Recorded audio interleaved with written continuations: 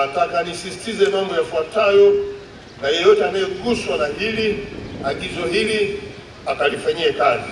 La kwanza, kila halmashauri nchini ni muhimu kuendelea kutenga na kutumia bajeti zao mahususi kwa ajili ya masuala ya lishe kwenye maeneo yao. Tuache mtindo wa kula kila kitu, lazima tule chakula kilicho bora. Kwa hiyo niwahakikishie kwamba serikali itaendelea kuimarisha ushirikiano huu, kuweka mazingira rafiki ya uwekezaji, ushirikiano na ubunifu.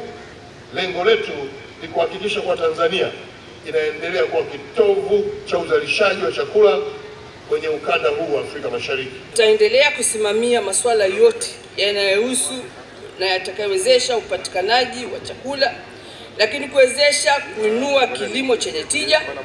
Watu wa bodi ya mkonge wako hapa sio kwa sababu tu ya kuimarisha zao la mkonge, lakini kuwaeleza wananchi kwamba unaweza ukawa na shamba la mkonge lakini ukawa na mazao mchanganyiko katikati ya matuta yale ya mkonge. Tanga ni moja ya mikoa ambayo inajitosheleza kwa chakula.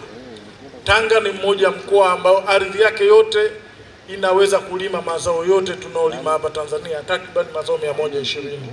Tumeanza uzalishaji wa miche ya karafuu. Tanga ni mmoja wa mikoa Tanzania bara ambayo inalima karafuu pamoja na Morogoro.